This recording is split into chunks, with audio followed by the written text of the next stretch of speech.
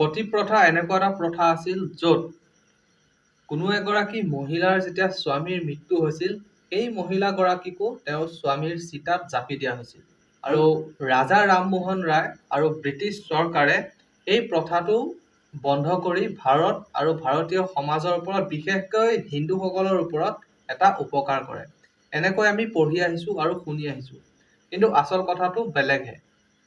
আৰু এই ভিডিঅ'টোত আমি আজি সতী প্ৰথাৰ বিষয়ে আলোচনা কৰিম। এই ভিডিঅ'টোত মই যোনখিনি কথা ক'ম সেইখিনি সম্পূৰ্ণ মোৰ দৃষ্টিভংগী, আৰু মই যোনখিনি তথ্য আপোনালোকক দিম সেইখিনি আপুনি ক্ৰছ চেক কৰিব আৰু তাৰ পাছতহে যাতে কমেণ্ট কৰিব বুলি আশা কৰিলোঁ। যেতিয়া মই সতীৰ ওপৰত অলপ ৰিচাৰ্চ কৰি আছিলোঁ, তেতিয়া মই সতীৰ 3টা অৰ্থ পালোঁ। প্ৰথমটো হ'ল, সতী এনেকুৱা মহিলা যোনে নিজৰ ত্যাগ দিয়ে সমাজৰ ভালৰ কাৰণে বা আনৰ ভালৰ কাৰণে, বা তেওঁ ভাল কাম কৰে সমাজৰ কাৰণে, যেনে সতী জয়মতী। আৰু এক প্ৰকাৰৰ সতী পালোঁ, সেই সতীটো অলপ বেলেগ। ধৰক আমাৰ ভাৰতত 4000তকৈ বেছি জনজাতি আছে, আৰু তাৰে ভিতৰত কিছু জনজাতিয়ে সতী প্ৰথাৰ প্ৰেক্টিচ কৰে। এতিয়া তেওঁলোকৰ সতীটো অলপ বেলেগ। যেতিয়া এগৰাকী মহিলাৰ স্বামীৰ মৃত্যু হয়, তেতিয়া সেই মহিলাগৰাকীয়ে চিতাখনৰ চাৰিওকাষে ঘূৰে আৰু হাতযোৰ কৰি সংস্কৃতৰ মন্ত্ৰ মাতে। তাৰ পাছত যেতিয়া মন্ত্ৰ মাতি হ'ব, তেতিয়া তেওঁ সমাজৰ ফালে চাই সুধিব যে যিহেতু এতিয়া মোৰ স্বামীৰ মৃত্যু হ'ল, মোৰ দায়িত্ব কোনে ল'ব? প্ৰথম তেওঁ ল'ৰা ছোৱালীক সুধিব। যদি ল'ৰা ছোৱালীয়ে একো ৰেছপন্স নিদিয়ে, তেতিয়া কি ক'ব? পৰিয়ালৰ মানুহক সুধিব। পৰিয়ালৰ মানুহে যদি একো ৰেছপন্স নিদিয়ে, তেওঁ সমাজৰ কোনোবা ডাঙৰ মানুহক সুধিব। তাৰ পাছত সমাজৰ গাঁওবুঢ়াক সুধিব। শেষত যদি কোনেও ৰেছপন্স নিদিয়ে, তেতিয়া সেই মহিলাগৰাকীয়ে সেই ঠাইডোখৰ এৰি গাঁৱৰ ওচৰৰ এটা মন্দিৰত গুচি যাব, আৰু সেই মন্দিৰত গৈ তেওঁ নিজকে ভগৱানক অৰ্পণ কৰিব। তেওঁ ক'ব যে যিহেতু মোৰ দায়িত্ব কোনেও নলয়, ভগৱান তুমিয়ে মোৰ দায়িত্ব লোৱা। আৰু তেওঁ তাতে পূজা পাঠ কৰিব, আৰু যেতিয়া তেওঁ তাত পূজা পাঠ কৰি থাকিব, তেতিয়া তেওঁ গাঁৱৰ আদৰণীয় হ'ব, আৰু তেওঁৱে হ'ব সতী। দ্বিতীয়তে, সতী হৈছে, আজি যোনটো সতীৰ বিষয়ে আমি আলোচনা কৰিম, সেইটো সতী হৈছে যে এগৰাকী মহিলাৰ যেতিয়া স্বামীৰ মৃত্যু হয়, সেই মহিলাগৰাকীক জোৰ কৰি সেই চিতাত জাপি দিয়া হয় আৰু মহিলাগৰাকীৰ মৃত্যু হয়। আপুনি জানি অলপ আচৰিত হ'ব পাৰে যে সতীৰ ওপৰত বিশেষকৈ খ্ৰীষ্টান মিছনেৰীসকলৰ বাহিৰে বেলেগকে কোনেও তেনেকৈ লিখা নাই। ইয়াৰ কাৰণ কি হ'ব পাৰে? যেতিয়া ব্ৰিটিছ ইষ্ট ইণ্ডিয়া কোম্পানী ভাৰতত আহিছিল, তেতিয়া তাৰ পাছতে খ্ৰীষ্টান মিছনেৰীসকলো আহিছিল, যাতে তেওঁলোকে নিজৰ খ্ৰীষ্টান ধৰ্ম ভাৰতত প্ৰচাৰ কৰিব পাৰে। এতিয়া তেওঁলোকে কি কৰিলে, ভাৰতীয় সমাজৰ কিছুমান প্ৰথা বা কুপ্ৰথা তেওঁলোকে হাইলাইট কৰিলে, আৰু তেওঁলোকৰ মতে বহুতো আমাৰ ভাৰতীয় শাস্ত্ৰ বা হিন্দু শাস্ত্ৰ তেওঁলোকে অলপ এডিট কৰি দিলে, যাতে সেইবোৰ তেওঁলোকে পিছত নিজৰ অস্ত্ৰ হিচাপে ব্যৱহাৰ কৰিব পাৰে। এইবোৰ কৰাৰ কাৰণ কি আছিল? যাতে তেওঁলোকৰ যোনটো ধৰ্ম, সেই তেওঁলোকৰ ধৰ্মটোতকৈ আমাৰ ভাৰতীয় ধৰ্মটো বা ভাৰতীয় সমাজখন অলপ তলত দেখাব পাৰে। তেতিয়াহে তেওঁলোকৰ ধৰ্মটো বেলেগৰ ওপৰত জাপি দিব পাৰিব, বা বেলেগক তেওঁলোকৰ ধৰ্মলৈ স্থানান্তৰিত কৰিব পাৰিব, বা ধৰ্মান্তৰণ কৰিব পাৰিব। আৰু তাৰ কাৰণে তেওঁলোকে কিছুমান মানুহৰ সহায় ল'লে, যেনে ৰাজা ৰামমোহন ৰায়। আচলতে ৰাজা ৰামমোহন ৰায় কোনো ৰজা নাছিল। তেওঁক সেই উপাধিটো ব্ৰিটিছে দিছিল, আৰু তেওঁ ব্ৰিটিছ ইষ্ট ইণ্ডিয়া কোম্পানীৰ কলিকতাৰ এটা অফিচৰ সাধাৰণ এজন ক্লাৰ্ক আছিল। ৰাজা ৰামমোহন ৰায় ব্ৰিটিছ চৰকাৰক দুটা কামত বিশেষকৈ হেল্প কৰিছিল। প্ৰথমটো হৈছে ব্ৰিটিছ শিক্ষা ব্যৱস্থাটো প্ৰচাৰ কৰা, আৰু দ্বিতীয়তে সতী প্ৰথাৰ উৰা বাতৰি প্ৰচাৰ কৰা বা প্ৰপগেণ্ডা কৰা। ৰাজা ৰামমোহন ৰায় ভাৰতীয় সমাজ আৰু হিন্দু ধৰ্মক ব্ৰিটিছতকৈ বেকৱাৰ্ড বুলি কৈছিল, আৰু তেওঁ মূৰ্তি পূজা, বেদ, সংস্কৃত বা হিন্দু ধৰ্মৰ বিৰোধিতা কৰিছিল। আৰু মই জনাত তেওঁৰ অন্তিম সংস্কাৰ ইংলেণ্ডত কৰা হৈছিল, আৰু খ্ৰীষ্টান পদ্ধতিৰে কৰা হৈছিল। আৰু তেওঁ এখন সমাজৰো সৃষ্টি কৰিছিল। সেইখন সমাজৰ নাম হৈছে ব্ৰহ্ম সমাজ। আপোনালোকে যদি ৰাজা ৰামমোহন ৰায় আৰু ব্ৰহ্ম সমাজৰ ওপৰত এটা ডেডিকেটেড ভিডিঅ' বিচাৰে, কমেণ্ট বক্সত কমেণ্ট কৰি জনাব, মই তাৰ ওপৰত এটা ভিডিঅ' বনাম। এতিয়া আমি সতীদাহৰ উদাহৰণৰ কথা পাতো। সতীদাহৰ উদাহৰণ প্ৰথম আমি পাওঁ ঋগবেদত। ঋগবেদত উল্লেখ আছে যে এগৰাকী মহিলাই নিজকে সতী কৰিব বিচাৰিছিল, কিন্তু তেওঁক সমাজে বাধা দি পেলাই সতী কৰিবলৈ হাক দিলে আৰু তেওঁ সতী নকৰিলে।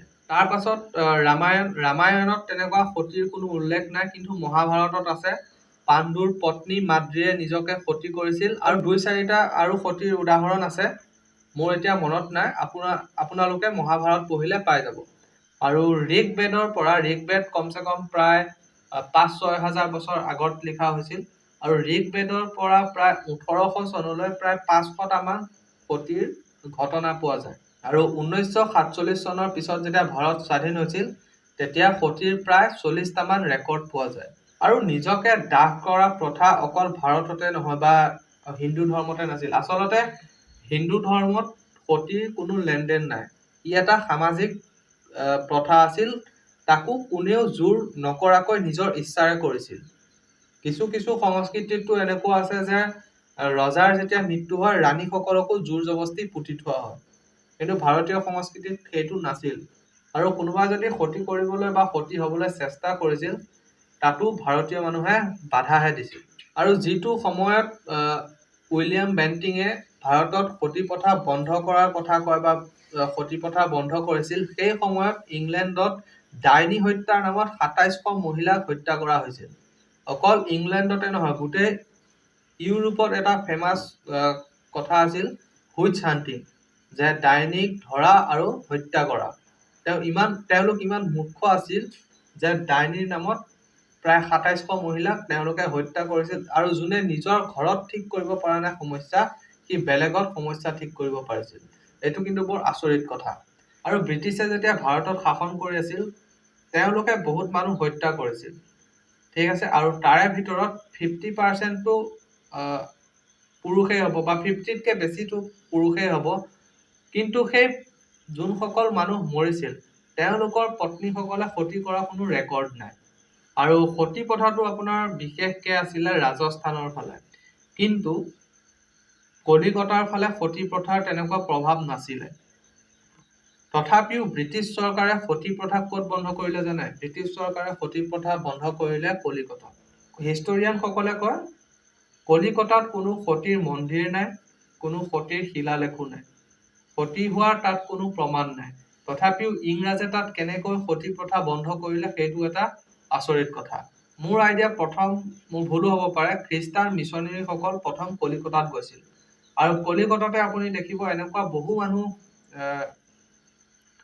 আহিছিল কলিকতাৰ পৰা, যোনে হিন্দু ধৰ্মক সংশোধন কৰিব বিচাৰিছিল, যেনে আপোনাৰ ৰাজা ৰামমোহন ৰায় বা দয়ানন্দ সৰস্বতী, তেনেকুৱা বহু মানুহ আছে।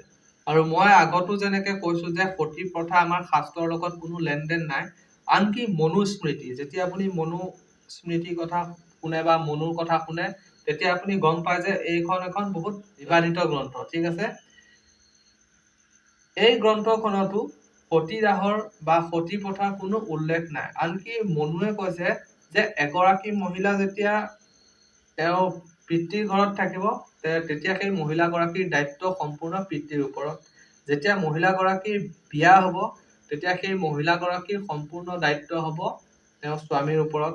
যে যদি মহিলাগৰাকীৰ স্বামীৰ মৃত্যু হয়, তেতিয়াহ'লে সেই মহিলাগৰাকীৰ দায়িত্ব ল'ব ল'ৰা-ছোৱালী, বিশেষকৈ ডাঙৰ ল'ৰাই। মহাৰাজ মনুৱেও তেনেকুৱা সতী প্ৰথাৰ কোনো হিণ্ট দিয়া নাই। মই এইটো কোৱা নাই যে সতী প্ৰথা হোৱা নাছিল, হৈছিল, কিন্তু বহুত ৰেয়াৰ আছিল। ধৰক 10 লাখত এটা সতী প্ৰথা আপুনি পাই যাব, বা তাকো নিজৰ ইচ্ছাৰে সতী হৈছিল, তেওঁক কোনেও জোৰ কৰিব লগা হোৱা নাছিল। আৰু সমাজৰ মানুহে আনকি বাধাহে দিছিল যে তুমি নিজকে শেষ নকৰিবা, তুমি সতী নহবা।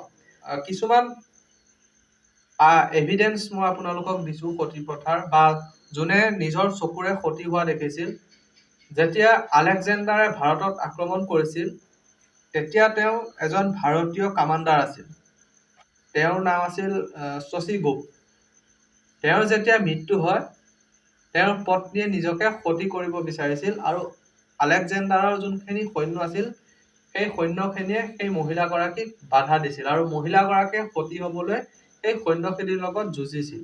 ইয়াৰ পিছত আপুনি চাব ইৰণ পিল, নেপালত এটা শিলালেখ আছে ইৰণ পিল, আৰু তাত গুপ্তা সাম্ৰাজ্যৰ যোনজন কামাণ্ডাৰ আছিল বা সেনাপতি আছিল, তেওঁৰ যেতিয়া মৃত্যু হৈছিল তেতিয়া তেওঁৰ পত্নীয়ে নিজকে সতী কৰিছিল। তাৰপিছত আপুনি যেতিয়া হৰ্ষচৰিত পঢ়িব, বাণভট্টই লিখিছিল হৰ্ষচৰিত, ৰজা হৰ্ষবৰ্ধনৰ এটা জীৱনী লিখিছিল। তাত লিখা আছে যে ৰজা হৰ্ষবৰ্ধনৰ মাতৃয়ে গিৰিয়েক নমৰোতে তেওঁ নিজকে সতী কৰি লৈছিল। তাৰপিছত তেওঁৰ যোনগৰাকী ভৈনীয়েকৰ যেতিয়া গিৰিয়েক মৰিছিল তেতিয়া তেওঁ সতী হ'বলৈ লওঁতে ৰজা হৰ্ষবৰ্ধনে তেওঁক বাধা দিছিল আৰু পিছত তেওঁৰ ভনীয়েকে তেওঁ ৰাজ্যখন মানে চলাবলৈ ৰজা হৰ্ষবৰ্ধনক এডভাইচ দিছিল।